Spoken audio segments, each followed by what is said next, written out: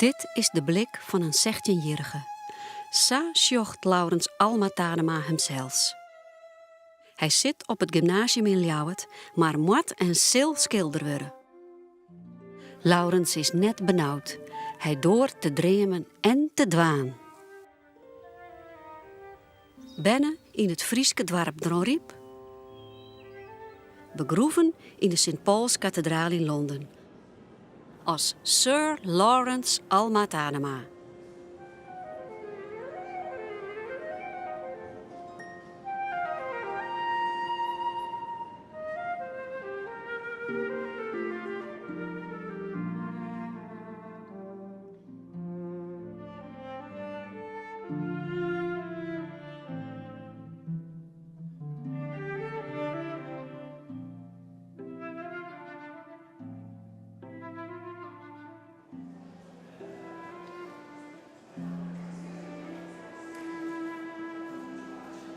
Goed 100 jaar na zijn dea opent het Fries Museum de grootste Alma Tadema tentoonstelling eer.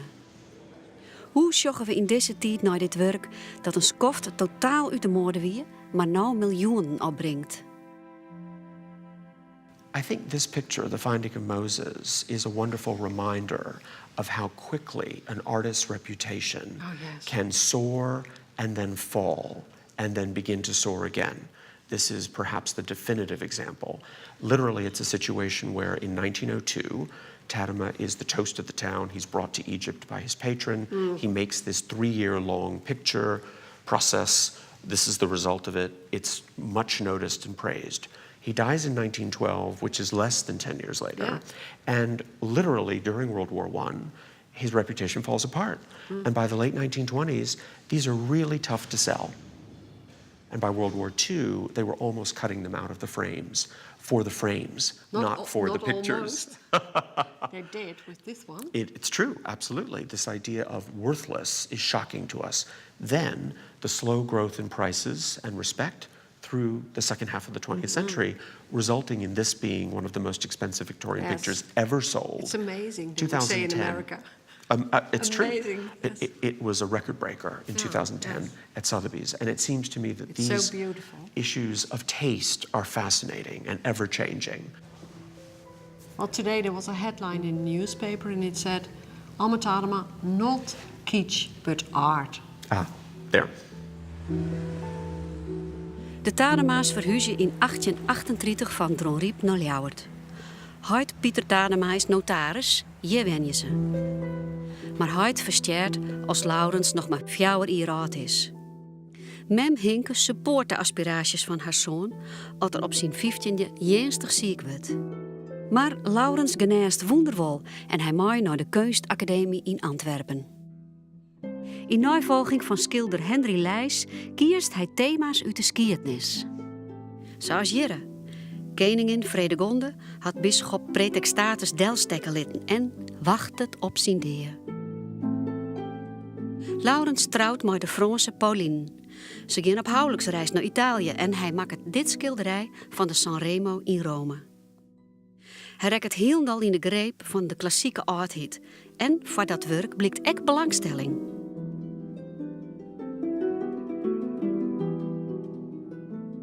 Maar het gelok is net met het jonge stel. Het eerste bijen leeft net lang. En de famkes Anne en Laurence binnen nog maar 2 en 4 jaar oud als ik Pauline komt te versteren. Een slag voor Laurens.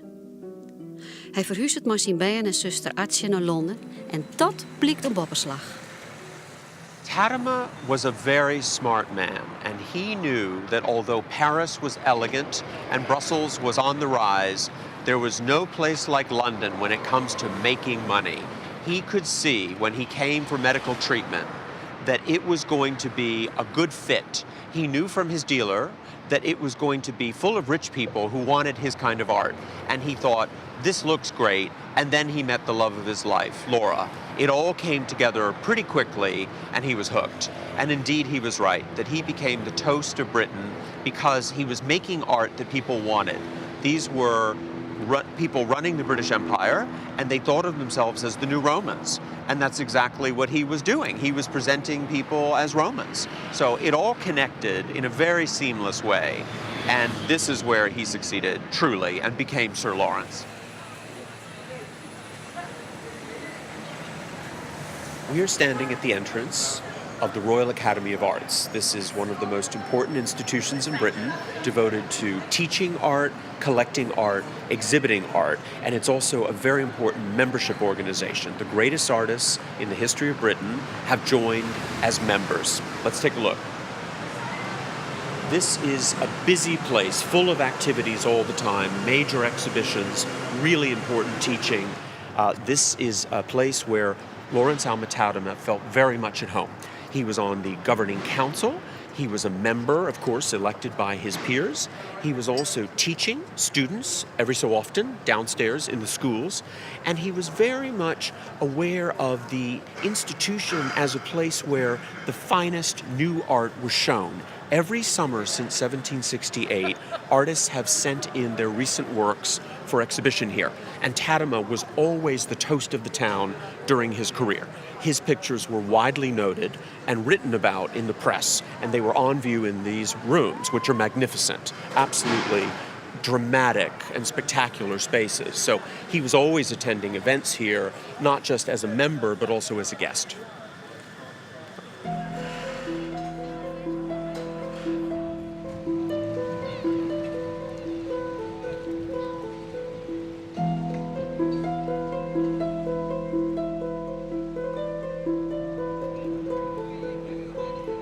Ivo Blom is specialiseren in de dwarsverbanden tussen film en kunst. Hij die onderzoekt naar hoe Tadema filmmakers troch de tijden heen inspireren had. Tadema's werk is heel aantrekkelijk om naar te kijken. Het is heel evocatief. Het geeft je een heel kleurrijk en dringend beeld van de oudheid. Met name de Romeinse oudheid, maar toch ook de Grieken en de Egyptenaren.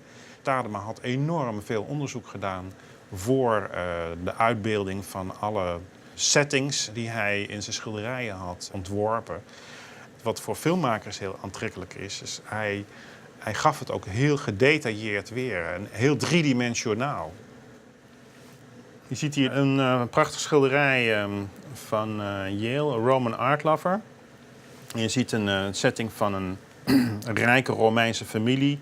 Een rijke eigenaar die in het atrium van zijn huis een nieuw beeld laat zien, aan zijn gasten en familie laat zien.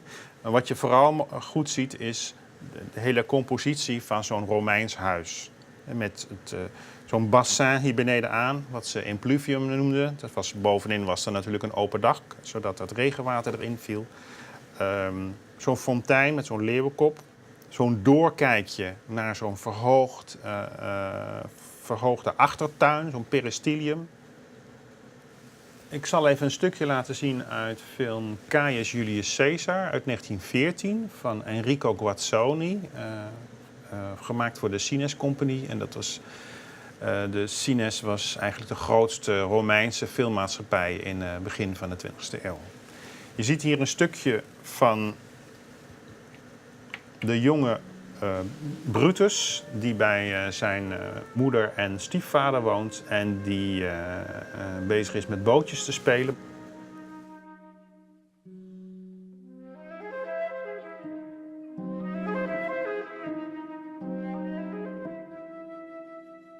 Je ziet heel goed die overeenkomst met dat bassin, die mozaïeken die eromheen lopen. Ook zo'n doorkijkje naar een tuin daarachteraan. En ook hier weer een fontein met zo'n beeld erop waarbij water spuit in het bassin.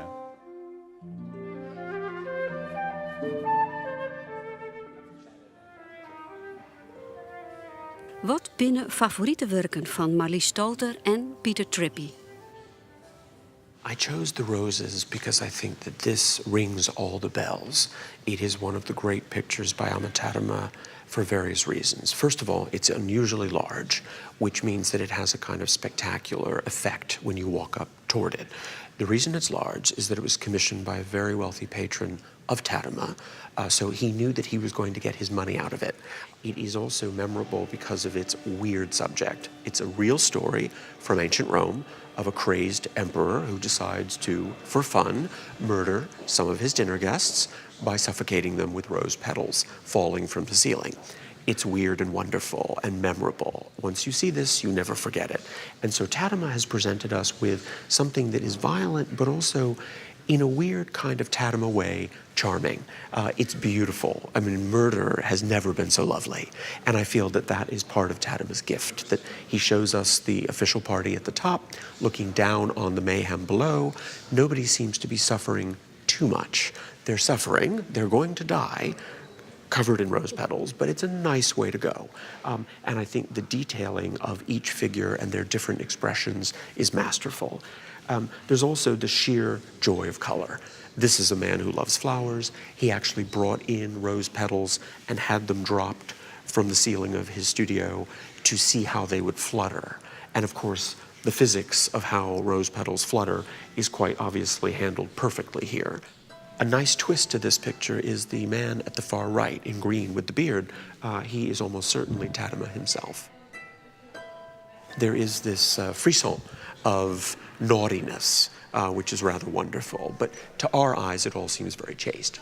I think at the time it might have been a little risque, and that's all right. We can go with that.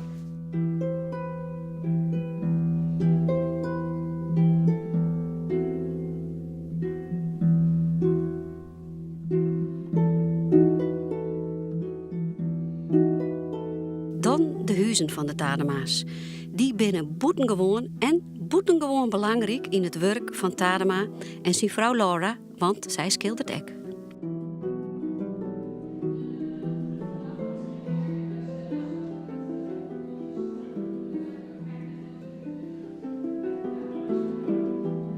Het eerste huis bestaat niet meer. Het lie on Regent's Canal.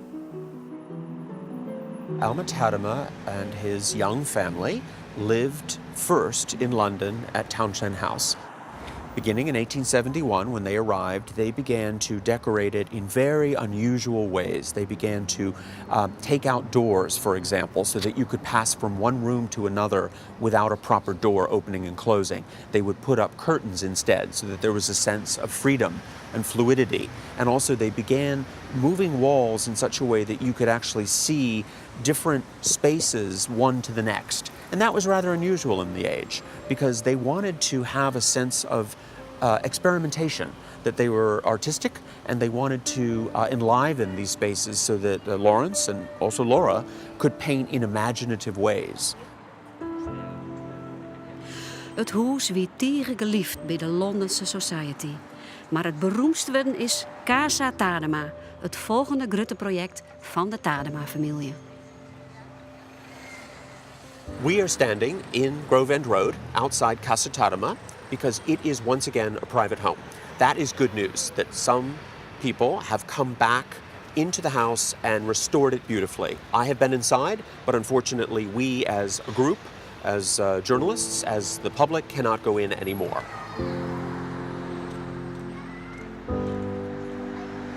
The dome is an interesting feature that was very much desirable to Tadema. One of his earliest works from the 1860s is of San Clemente, the beautiful Byzantine basilica in Rome. And that is a space that also has a dome like that. And he decided that this was a wonderful feature for his studio because, first of all, it was lined in aluminum leaf, and it therefore cast a reflection into the studio which would brighten up the rooms. He's very much thinking about silvery, clean, bright light of the Mediterranean. And to a certain extent, the aluminum leaf covering of that semi-dome is very much in step with that. It's a pure, clean light that was coming down on his work surfaces. And also he had the big window over on the other side of the studio. So he was getting it from both sides, so to speak.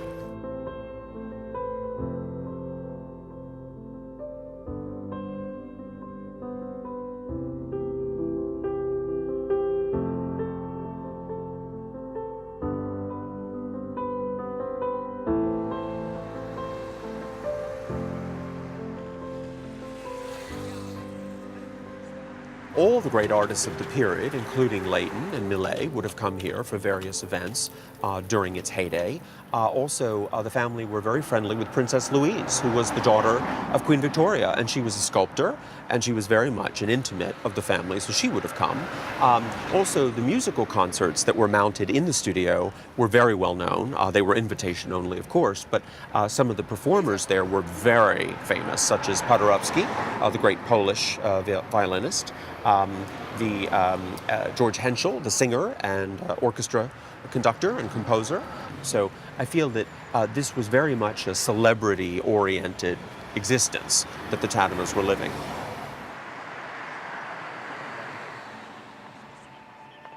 Voor Ridley Scott, voor zijn film Gladiator uit 2000, heeft hij heel bewust gekeken naar Alma Tadema. Dat is ook bekend. Hij heeft dat ook gezegd in interviews. En ik heb zelf ook interviews gedaan met zijn production designer Arthur Max en zijn kostuumontwerpster Jenty Yates, die dat volmondig beaamd hebben. Dat zie je bijvoorbeeld heel mooi aan het gebruik van het Colosseum.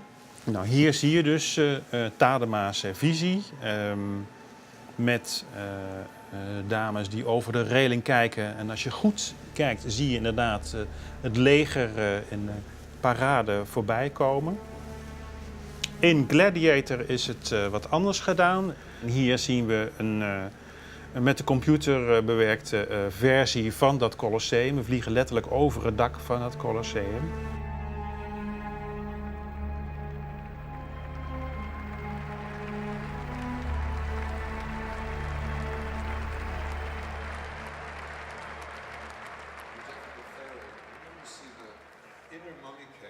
We were inspired by his architectural detail and his faithfulness to the original world of ancient Rome, which, if you go to museums or archives, which we did, you find only fragments, but not the life as it might have been, and the world put back together. Usually you only see relics and fragments, but his color palette was much too bright. Positive for us. We had a darker story to tell. So we went from the detail, the accessories, the sculpture, the architecture, but we used a dark Tadema, a black Tadema, and we darkened it and created a world much more somber in palette and tone to be compatible with the story of regicide, fratricide, incest, and murder that we were telling, but always inspired by his paintings.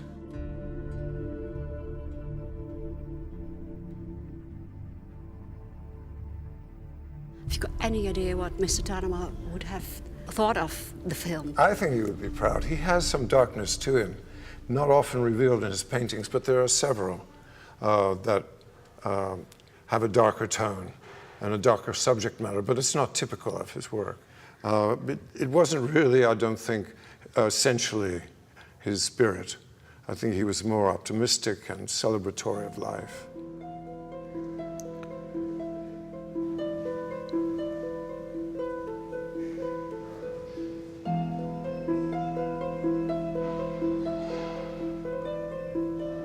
In de eerste plaats is dit een van zijn allermooiste schilderijen qua techniek, vind ik. Alles is zo fantastisch. De bloemen zien eruit alsof je ze zo kunt pakken, bijna kunt ruiken. De vrouw die erop afgebeeld is niet zomaar een vrouw. Het is het zusje van Laurens, Artje. En Artje was hem zeer dierbaar. Ze heeft voor de dochters gezorgd toen hun mama overleden was. Ze heeft bij hem gewoond totdat ze emigreerde. En dit portret heet dan weliswaar Women in Flowers of Flowers, bloemen. Maar voor mij is het gewoon Artje. Dus ik kan naar dit schilderij eindeloos kijken, naar de details van de prachtige Romeinse poten, want het is wel een Romeinse tafel. Naar de bloemen, naar hoe ze haar handen heeft, de val van haar jurk. Het is allemaal even mooi. Elke morgen kom ik binnen. Het eerste wat ik doe is even naar Artje lopen. Isn't it wonderful to have all of these objects from the house together from all around the world? It seems to me that as we look back at Alma Tadema from 2016, I would argue that he only could have flourished in the 19th century, that he's a creature of his time, that truly he is drawing in old master Dutch painting, Yes. the fine painters of the Netherlands. He did. He's also drawing in the interest in the classical past from the neoclassicists.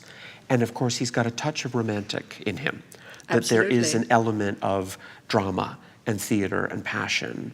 Even if it's not on the surface, it's there somewhere. And he conflates all of these things as only someone of the late 19th century could do. He's not a modernist, but of course he's opening up the door to modernism with his use of space. And I think that's wonderful to have somebody who is very much of his time, who still registers today as interesting. Yes, but he also could paint like an impressionist, Absolutely. but he didn't choose to do it. He knew how to, Yes, but he he knew decided how not to. to try much longer because he thought, I have other things to do with my brush.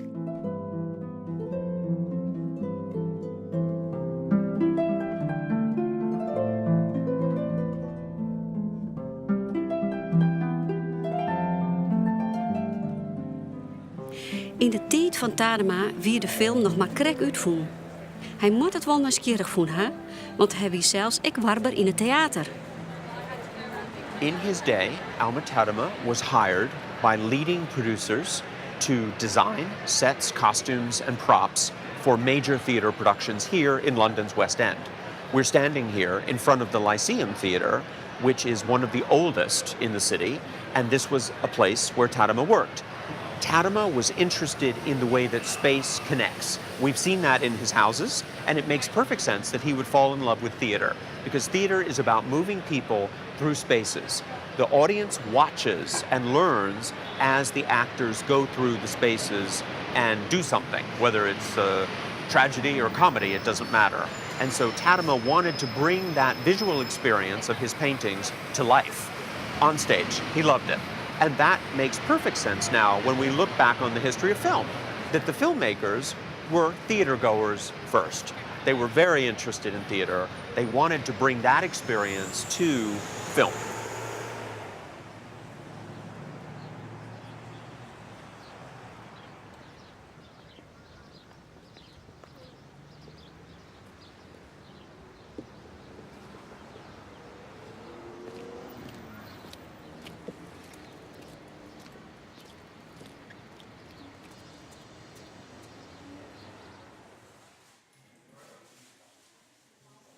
We're now in Leighton House, the elegant studio home of Frederick Leighton, the famous painter and member of the Royal Academy. Leighton lived and worked here in this house for more than 30 years. He was a dear friend of Alma Tadema, and the house, in all its luxury and spaciousness, is very relevant to the story of Alma Tadema because this is the only surviving artist studio house of the late 19th century still left in London. Tadema's was even more spectacular, but this gives us a clear idea of how it was to be a rich and successful artist in Victorian London.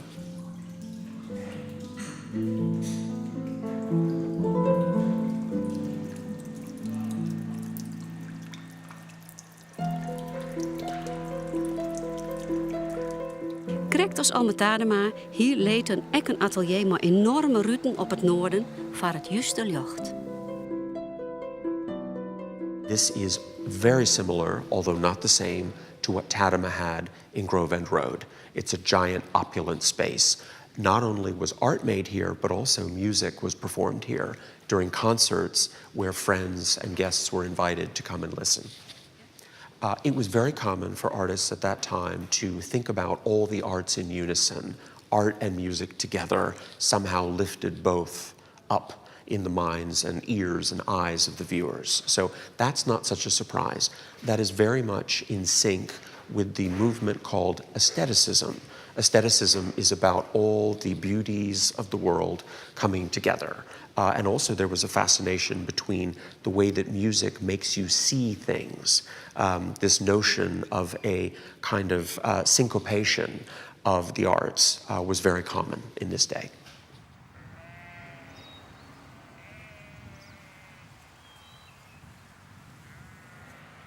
Look, some of these houses already were here when the Tademas lived here just around the corner. Right, these are quite historic, aren't they? Yes, That one they says are, 1732. beautiful. Yep.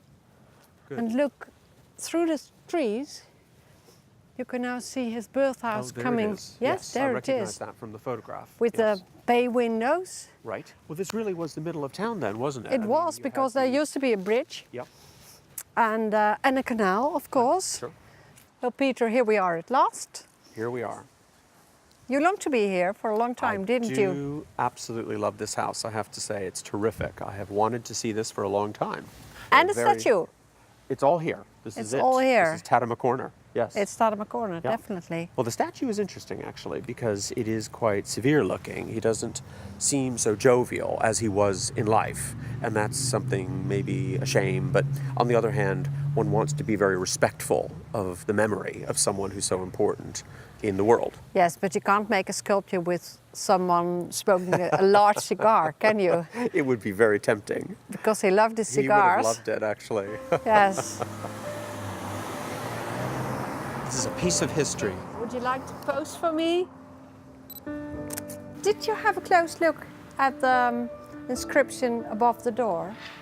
It says Alma Tatama House, right? Yes, but it's in Frisian. It doesn't say Oh, house. so it is. Yes. It says hoes. See, that's different. That's an important distinction. It's an important distinction. Right, good, good. Frisian pride.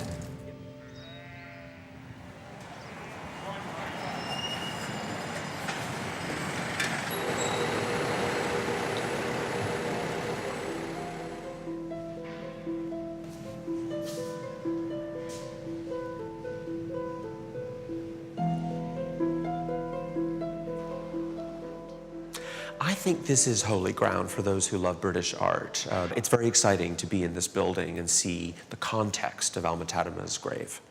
Literally buried all around are other leading figures from different centuries. It's a huge list of worthies in this very section. There are certain aspects of the plaque here that are worth focusing on. Sir, of course, alludes to his knighthood in 1899. He was elevated to the peerage, as they say, and so Sir was a title that he used. Sir Lawrence is what he was called everywhere. We also have OM, which stands for Order of Merit. That was a very big honor presented to him in 1905. The Order of Merit is a small group of very important cultural people, so honored by the monarch. In this case, it would have been the King, Edward VII. And then finally, R.A., Royal Academician, that's a member of the Royal Academy. He became a member in the 1870s. So all of these things add up to serious respect and prestige. And so it was absolutely crystal clear that Alma Tatama would become a person of note to be buried here.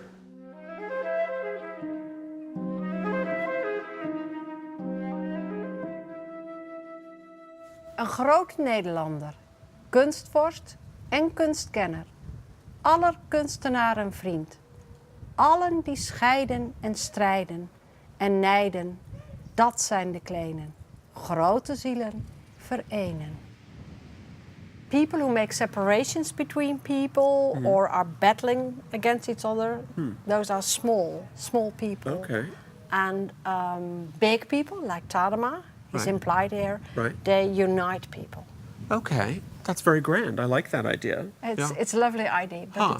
it's a very old-fashioned poem. It sure is. I mean, and then above in English, a great painter, a brave worker, a strong friend. Almost the same, Absolutely. short but shorter. But I think the Dutch is more poetic, seemingly. It is poetic. Which is nice. They asked someone.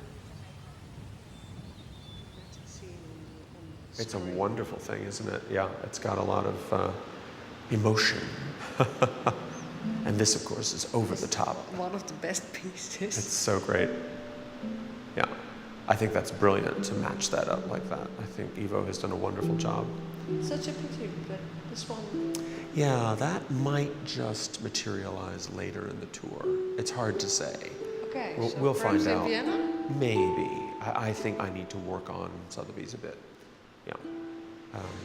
And I just can't get over this fantastic matching of costumes. Oh, look at Connie Nielsen. So beautiful. Oh, she's such a She's a work of art all by herself. Yes. Yep. This is brilliant, though, the contrasting of light and dark.